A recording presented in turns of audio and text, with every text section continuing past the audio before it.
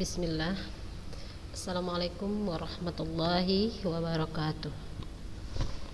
Alhamdulillah wassalatu wassalamu ala rasulillahi amma ba'du. Marilah kita bersyukur kepada Allah subhanahu wa ta'ala atas segala nikmat-nikmat yang selalu kita terima. Selawat dan salam kita ucapkan kepada Nabi kita Muhammad sallallahu alaihi wasallam. Apa kabar anak-anak ustazah? Insyaallah sehat ya, sehat dan siap untuk memulai daring kita di hari ini. Nah, bagaimana dengan ujian PTS-nya?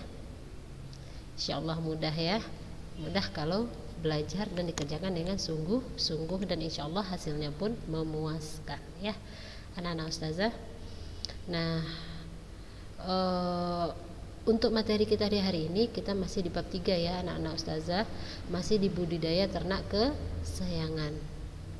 Nah, kita sudah masuk yang bagian C, yaitu tahapan budidaya ternak kesayangan.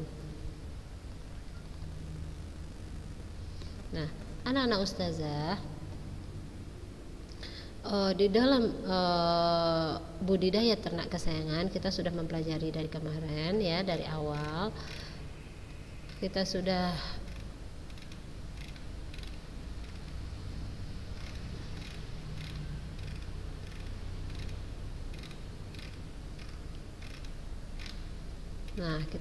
mempelajari jenis-jenis ternak kesayangan. Jadi kita sudah paham apa saja contoh-contoh ya yang kita pelajari. Ini baru contoh, dan di luar itu masih banyak lagi dari jenis-jenis ternak yang bisa kita jadikan ternak kesayangan. Nah, jenis-jenisnya sudah kita pelajari, di antaranya contohnya ya, misalnya kita memelihara kelinci hias ya, Rana Ustazah, atau kita memelihara hamster, atau kita memelihara burung merpati, atau kita memelihara burung kicauan. Nah, dan masih banyak lagi di luar sana. Mungkin ada yang memelihara kucing ya di antara anak-anak ustazah, ada mungkin yang memelihara ayam hias ya kan. Nah, juga termasuk ternak kesayangan. Mungkin ada yang lebih berani mungkin memelihara misalnya ular gitu ya kan. Ada orang yang memang dia hobinya memelihara ternak kesayangannya binatang-binatang yang kadang menurut kita cukup ekstrim ya, misalnya ular gitu kan, atau kadal gitu, atau yang dan lain sebagainya. Nah, intinya yang bisa kita jadikan ternak kesayangan tidak terbatas dari yang kita pelajari ini saja. Ini cuma sebagai contoh. Nah, sebagai contoh, nah ternyata begini cara kita berternak kesayangan. Nah, anak-anak ustazah, nah kita juga sudah mempelajari sarana dan teknik budidaya ternak kesayangan. Nah, apa saja sarana dan tekniknya? Nah, sarananya mulai dari bahan-bahannya kita sudah belajar ya kemarin. Nah, ada juga beberapa sudah masuk ke dalam ujian PTS, dan alhamdulillah anak-anak ustazah bisa menjawab ya, dan ustazah berharap itu betul-betul jujur, bukan karena mengopek atau membuka buku ya. Nah, terus kita sudah mempelajari bagaimana pakan yang baik untuk ternak kesayangan. Nah, pakan yang bagus itu misalnya untuk kelinci ya, misalnya untuk kelinci, ternyata kelinci itu tidak bisa mengkonsumsi makanan yang segar gitu. Nah, harus kita biarkan dia layu dulu. Juga tidak bisa langsung mengkonsumsi makanan yang langsung dari kulkas atau sayuran yang langsung keluar dari kulkas. Kenapa? Akan membuat sakit perut dan pencernaannya akan bermasalah. Nah, setelah itu kita juga sudah mempelajari obat-obatan. Nah, untuk apa obat ini gitu? Kenapa kita harus memberikan obat kepada ternak kita? Kita sudah juga mempelajarinya.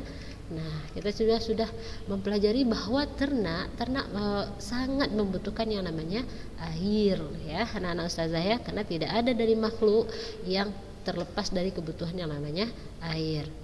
Habis itu kita juga sudah belajar tentang peralatan. Nah, peralatan apa saja yang kita butuhkan di dalam budidaya?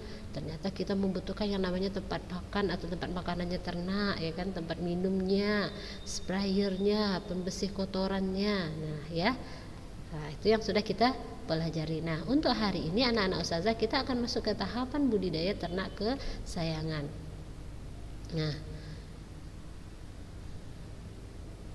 Nah, anak-anak ustazah, tujuan pemeliharaan ternak kesayangan berbeda-beda ya, tergantung kepada jenis ternaknya. Nah, jadi untuk teknik pun juga harus kita perhatikan. Nah, mulai dari pemeliharaan kandang, pemilihan bibit, pola pemberian pakan, serta pencegahan hama penyakit. Nah, baik, kita pertama akan membahas tentang pemeliharaan kandang. Nah, ternyata anak-anak ustazah, kandang yang bersih dan nyaman itu sangat penting dalam budidaya ternak kesayangan, ya. Nah, ternak itu harus berada di tempat yang bersih. Kalau sudah bersih, insya Allah dia akan nyaman gitu. Nah, kandang itu ternyata harus rutin kita bersihkan untuk menjaga kelembapannya, ya, minimal seminggu, ya. Lebih pun dari sekali seminggu juga boleh, itu jauh lebih baik. Nah, sekali seminggu ya. Nah, hal ini penting untuk menghindari tumbuhnya jamur atau bakteri penyakit yang tidak kita inginkan. Nah, itu nanti yang bisa menyerang kepada ternak kita. Nah, tempat pakan, minum, dan lantai kandang yang terdapat di dalam kandang juga harus rutin dibersihkan. Jadi bukan hanya beternak membeli bibit terus dimasukkan ke kandang, kasih makan, kasih minum tiap hari dibiar aja terus menerus. Tidak ya anak-anak ustazah, kita juga harus ada yang namanya membersihkan kandang, ya kan? Habis itu membersihkan tempat makan, tempat minum gitu. Nah, itu tadi di pemeliharaan kandang. Setelah pemeliharaan kandang, kita masuk ke pemilihan bibit. Nah, bibit ternak adalah ternak yang mempunyai dan mewariskan sifat unggul serta memenuhi persyaratan tertentu untuk dikembangbiakkan. Ya, anak-anak ustazah, jadi pemilihan bibit yang baik merupakan kunci utama dari keberhasilan budidaya ternak kesayangan kita. Nah, calon bibit yang baik dapat diketahui dengan melakukan seleksi, ya. Nah, seleksi yang dapat kita lakukan misalnya dengan memperhatikan catatan kemampuan produksi setiap individunya, ya. Terus penampilan fisik ternaknya, ya. Nah, calon yang dipilih adalah yang memiliki bentuk tubuh seimbang dan tidak cacat. Nah, ya. Jadi dari awal kita sudah tahu, oh ini bibitnya unggul gitu ya kan, ini bagus gitu, bisa untuk kita kembangbiakkan. Nah, ini dia tidak cacat. Nah, postur tubuhnya itu seimbang gitu. Nah, itu bisa kita jadikan sebagai bibit dalam budidaya ternak. Yang ketiga adalah pemberian pakan. Nah, pakan merupakan faktor utama ya penentu produktivitas ternak. Nah, untuk biaya pakan anak-anak ustazah menempati 60-80% dari jumlah total biaya usaha peternakan itu. Nah, pakan yang diberikan kepada ternak berbeda-beda, ya, sesuai dengan jenis ternaknya, dengan umurnya, ya, dan produktivitas ternak itu. Jadi tidak bisa, misalnya anak-anak ustazah ini akan beternak ayam misalnya. Ayam yang baru menetas atau bayi ayam, anak ayam, makanannya tidak akan sama dengan ayam yang sudah besar atau induan. Nah, jadi harus berbeda. Misalnya untuk yang anakan ini dia makanannya jauh lebih halus misalnya. Kalaupun dia makan jagung, ada jagung yang paling halus gitu. Nah, berbeda dengan ayam yang sudah besar, dia bisa memakai yang lebih kasar. Nah, itu jadi masuk perbedaan berdasarkan umur misalnya. Ya, terus sesuai jenis ternak misalnya. Jangan anti samakan, anti memelihara kucing dengan ayam terus makanannya disamakan. Nah, juga tidak bisa. Mana mungkin gitu ya kan. Nah, biar irit, biar gampang. Samakan aja lah ya makanan kucing dengan ayam. Nah, itu tidak akan bisa sama. Terus itu berdasarkan dari jenisnya. Nah, produktivitas ternak itu juga harus kita perhatikan. Nah, untuk ternak pedaging misalnya, terus sama ternak petelur gitu misalnya, untuk ayam pedaging atau ayam petelur, itu makanannya juga berbeda, tidak bisa kita samakan. Yang satu makanannya harus merangsang supaya telurnya semakin banyak. Nah, yang untuk yang satu lagi makanannya harus merangsang supaya pertumbuhannya semakin cepat, ayamnya semakin gemuk gitu. Nah, jadi kenapa semakin banyak dagingnya? Nah, itu berdasarkan produktivitas ternak itu sendiri.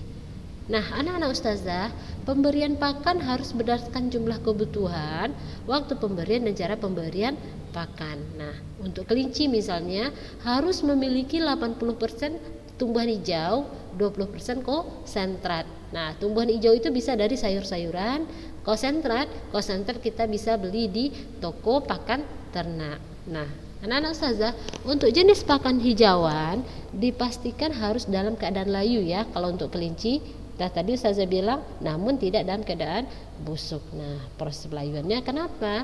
Mempertinggi serat kasar, juga untuk menghilangkan getah dan racun yang dapat menimbulkan kejang-kejang dan diare pada kelinci. Nah, untuk pakan tambahan konsentrat misalnya bisa diberikan dalam bentuk pelet atau bekatul ya, yang dicampur dengan sayuran tadi. Oke, ini contohnya untuk kelinci. Kita lanjut. Setelah itu ada yang namanya pencegahan hama ya, nomor 4 pencegahan hama dan penyakit ya. Tahap-tahapan budidaya tadi. Yang pertama apa tadi? Pemilihan bibit, pemeliharaan kandang, pemberian pakan. Yang keempat adalah pencegahan hama dan penyakit.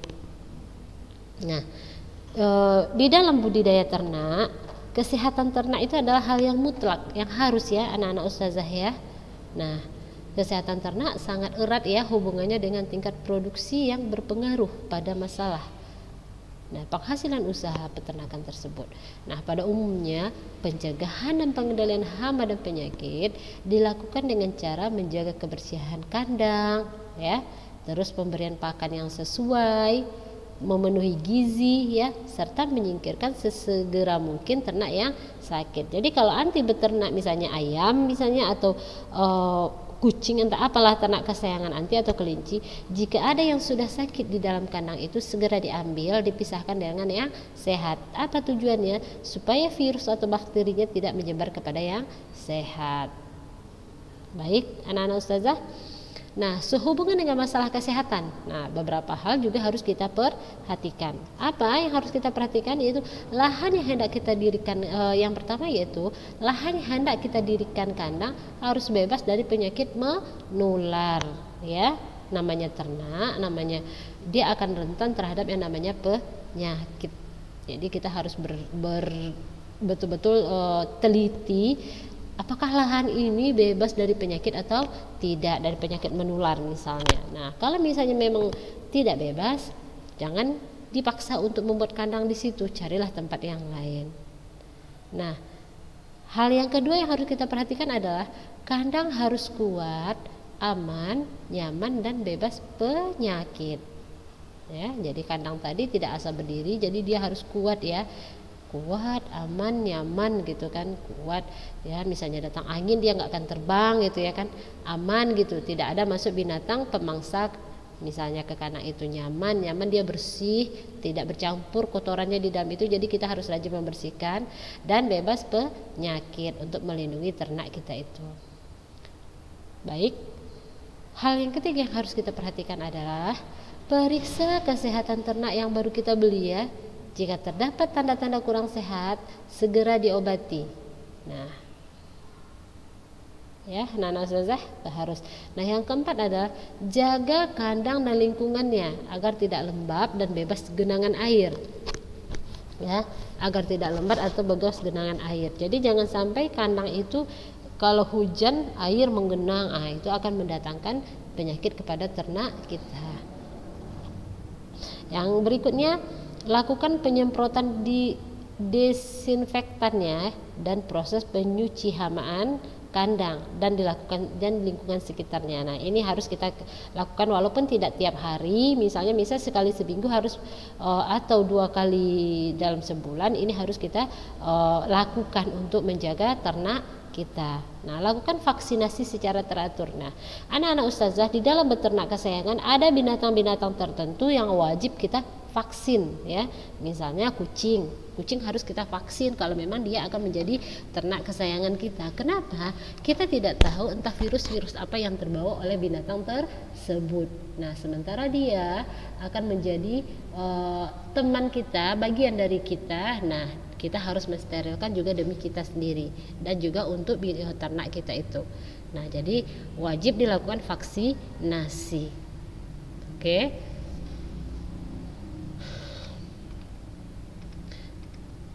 Nah, selanjutnya anak-anak ustazah, kita masuk ke contoh ya, yang D, contoh budidaya ternak kesayangan. Ya, contoh budidaya ternak kesayangan. Nah, di sini kita mengambil contoh yang pertama adalah kelinci. Ya, kita akan belajar bagaimana berternak kelinci. Baik, yang pertama kita masuk adalah perencanaan. Ya, ke perencanaannya.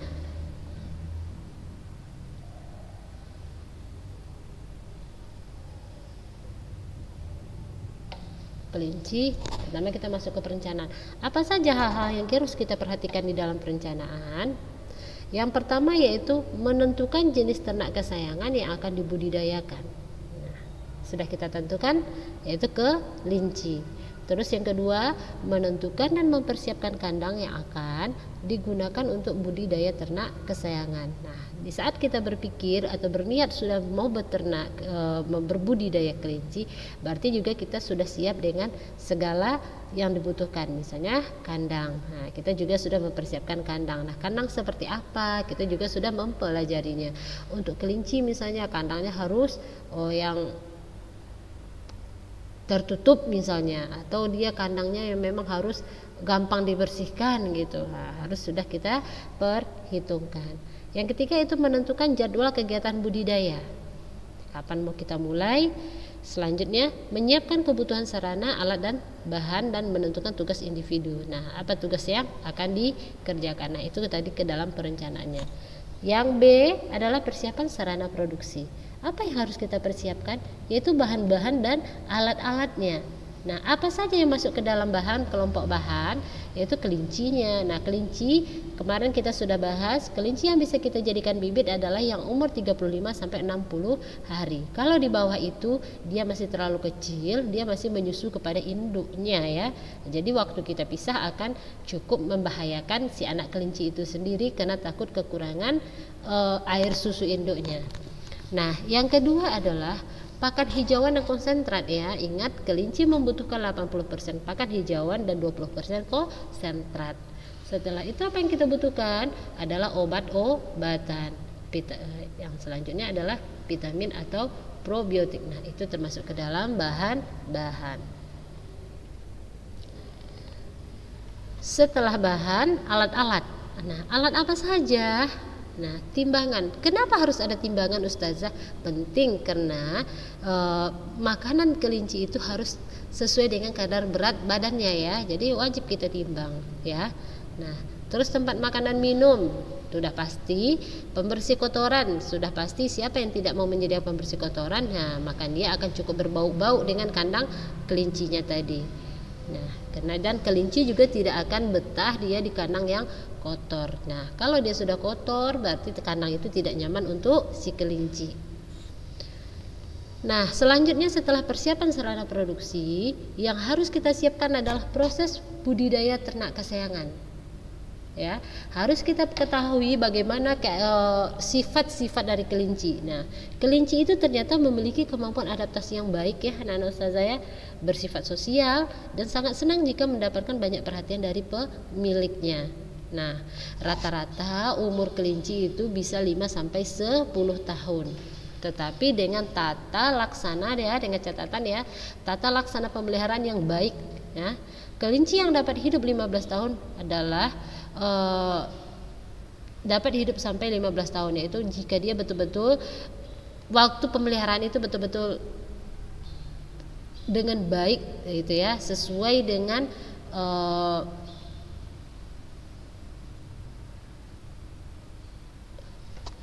sesuai dengan bagaimana seharusnya. Jadi dia tidak terabai, waktunya makan dia makan, kandangnya tetap bersih misalnya kan, obat-obatannya, vitaminnya tidak kekurangan. Insya Allah dia akan berumur panjang. Nah, di dalam tahapan budidaya yang pertama yang harus kita sediakan adalah kandang ya, anak-anak ustazah ya. Nah, kandang kelinci yang akan kita pelihara.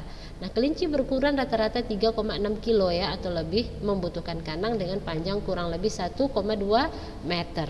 Nah, lebarnya bisa 0,6 meter dan tinggi 0,6 meter. Nah, ya anak-anak ustazah ya, bisa perhatikan di sini apa saja yang harus kita lakukan di dalam persiapan kandang ini, anak-anak ustazah bisa membaca. Nah,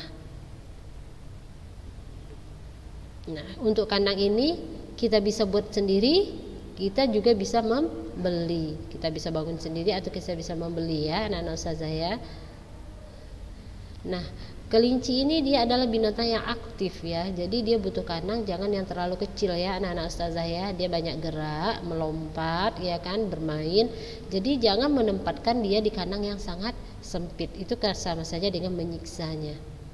Oke. Setelah itu berikan pakan ya. Untuk kelinci itu berikan pakan 2 kali sehari, yaitu pagi sekitar pukul 8.30 lebih kurang ya, dan sore sekitar pukul 13.30. Nah, untuk air minum diberikan setiap hari dalam jumlah yang tidak terbatas ya, diganti setiap pagi dan membersihkan dahulu sisa air minum sebelumnya. Jadi kelinci itu kita tidak bisa membatasi minum segini aja, tidak. Ternyata dia butuh minum, waktunya minum sesukanya sesukanya dia. Jadi tidak bisa minumnya nanti jam 9 gitu atau nanti lagi jam 1, tidak. Dia bebas ya. Jadi kita harus selalu menyediakan air minum.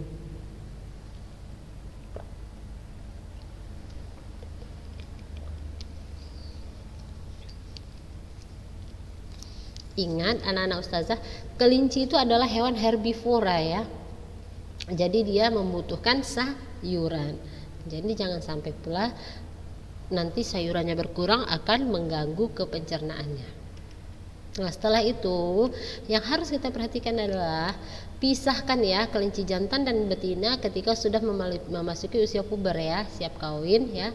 Masukkan ke dalam kandang satu persatu, jadi kandangnya terpisah. Nah, umur kelinci betina yang siap kawin itu sekitar 5 sampai 6 bulan, sedangkan umur jantan yang siap kawin itu 6 sampai 7 bulan. Nah, untuk kawin alam bisa dilakukan dengan membawa kelinci betina ke kandang kelinci pejantan. Nah, itu jadi contohnya kalau kita beternak kelinci. Selanjutnya kalau kita beternak hamster ya, anak ustazah. Nah, hamster ini merupakan binatang pengerat ya, sama dengan tikus ya, yang disukai anak-anak karena bentuknya mini, gerakannya lincah dan tingkahnya lucu ya. Nah, bentuknya yang mini membuat hamster mudah untuk dibawa ke mana-mana dan tidak memerlukan kandang yang terlalu besar untuk merawatnya ya. Nah, hamster ini bisa dipelihara dan dibudidayakan dengan mudah. Nah, berikut ini adalah hal yang perlu dipersiapkan dengan cara pemeliharaan hamster ya, anak-anak ustazah. Nah, pertama bahannya apa? Sudah pasti bahannya adalah hamster itu sendiri. Setelah itu pakan.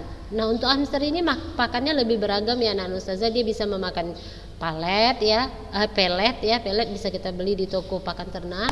Dia juga bisa makan kacang hijau, wortel, mentimun, selada air, jagung dan lain sebagainya. Jadi dia makannya lebih beragam. Dia bisa memakan buah juga, jadi dia memakan segalanya ya.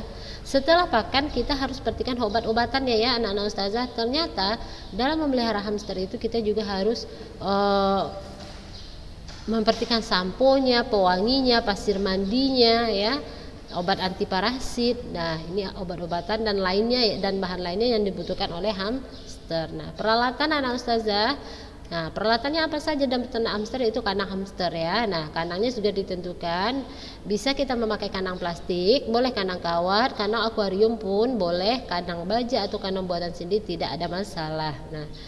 Nah, setiap kandang itu pasti mempunyai kelebihan dan kekurangannya masing-masing. Namun yang paling penting adalah tempat kandang itu harus membuat si hamster tadi merasa nyaman ya, dan dapat memfasilitasi si hamster tadi yang suka berlarian ya, memiliki sirkulasi udara yang bagus, yang baik ya, dan bebas dari gangguan hewan peliharaan lain seperti anjing atau kucing. Nah, terserah kita mau menempatkan dia di mana. Kalau untuk kandang, setelah itu alas penutup kandang. Nah, ini yang sangat dibutuhkan oleh hamster ya anak-anak ustazah. Kenapa? Kita membutuhkan alas yang bisa menyerap air seni hamster itu sendiri ya. Nah, terus membuat alas kandangnya itu juga memberikan rasa hangat bagi si hamster. Kita bisa memakai sekam atau serbuk kayu sebagai alas kandangnya. Nah, misalnya anak-anak ustazah memakai serbuk kayu, akan ada kelebihannya di sini, yaitu pertama, dia akan lebih mudah akan lebih nyaman bagi si hamster karena dia lebih empuk ya. Terus dia sebagai penghangat si hamster terutama di saat udara sedang dingin ya, sebagai bahan yang mudah sebagai bahan untuk membuat sarang ya. Jadi alas sarangnya tadi akan dipakai oleh si hamster itu sendiri untuk membuat sarang-sarang di dalam kandangnya ya. Terus sebagai penyerap kelembapan dan sangat berguna untuk menyerap air seninya. Nah, sebagai tempat menaruh bayi hamster juga. Nah, anak-anak ustazah, ternyata selain serbuk kayu, pasir zeolit ya juga bisa kita gunakan sebagai kandang hamster ya. Nah, pasir zeolit ini bisa dijual di toko kimia lah mungkin ya, di toko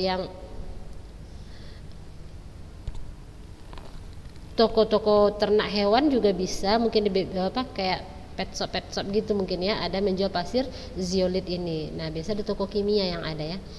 Nah, campuran zeolit ini di dasar kandang dan menutupnya dengan serutan kayu juga bisa. Nah, kenapa pasir zeolit ini bisa menyerap cairan jauh lebih baik ya, dan membuat kandang menjadi lebih nyaman dan aman, lebih nyaman untuk si hamster.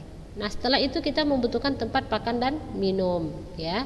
Nah, ustazah, terus ada mainannya. Kenapa? Karena si hamster ini adalah binatang yang aktif dan suka bermain. Terus alat kebersihan untuk membersihkan kandangnya. Nah, apalagi yang kita butuhkan? Hamster bed atau pasir mandi sama dia ya. Nah, terus ada pasir wangi. Pasir mandi ini untuk hamster bed ini kita bisa memakai pasir wangi misalnya ya. Baik, setelah itu masuk tahapan pemeliharaan hamster ya. Apa saja? Kita harus memilih hamster. Nah, apa saja yang harus kita perhatikan? Yaitu pertama, kesehatan si hamster tadi. Nah, hamster yang sehat, anak ustazah, memiliki ciri-ciri telinganya bersih, anus yang bersih dan kering ya, perut yang kecil dan bulat ya, dan tidak ada bagian kulit yang botak atau benjolan pada kulit kecuali kelenjar bau pada pahanya ya, yang seringkali dikira luka atau kudis. Jadi ternyata si hamster itu mempunyai benjolan di dekat pahanya. Nah, jangan benjolan pada kulit di dekat pahanya.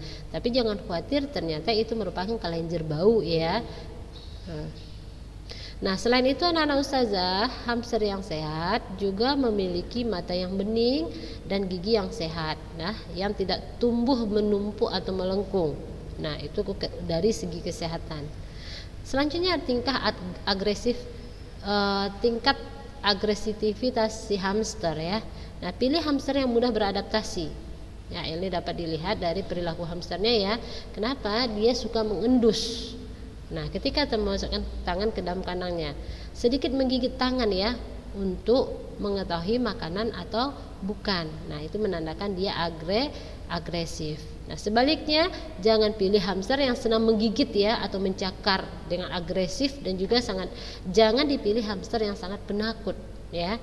Nah, jadi kelewat agresif, misalnya kalau kita masukkan tangan dia menggigit, juga jangan dipilih.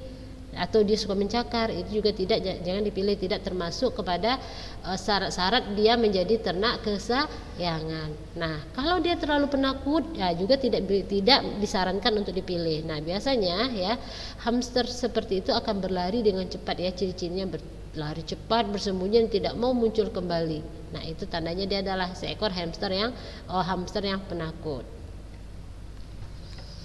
Baik anak-anak ustazah, selanjutnya ada proses adaptasi hamster di lingkungan baru ya. Nah, ini juga kita perhatikan, sebagai penghuni baru di kandang itu dia membutuhkan yang namanya adaptasi. Nah, proses adaptasi ini awalnya dengan menempatkan hamster di kandang ya, yang diberikan penutup berupa kain tipis yang terlihat samar ya dari luar, sehingga si hamster tadi dapat menjelajah dengan tenang dan nyaman di rumah barunya ya. Dia tidak merasa sedang kita awasi. Nah, sediakan di dalam kandang itu ada makanan dan air yang segar, dan mainan untuk menjaga aktivitas si hamster selama beberapa saat. Nah, setelah itu 3 hari proses adaptasi dengan membiarkan hamster sendiri. Nah, saatnya mulai berteman dengan hamster ya. Setelah 3 hari dia beradaptasi dengan kandangnya, barulah kita bisa mendekati si hamster tersebut. Nah, setelah itu pemeliharaan hamster dengan pemberian pakan dan minum ya anak-anak ustazah. Jadi jangan sampai dia kekurangan pakan dan minum. Dia bisa memakan biji-bijian ya. Hamster ini dia makannya cukup beragam, buah, sayur, semua pun dimakan oleh hamster ini. Oke. Baik anak-anak ustazah. Setelah itu ada perawatan kandang. Nah, di sini ada hal-hal yang harus kita perhatikan dalam merawat kandang ya. Pertama tempat hamster di dalam bola hamster ya.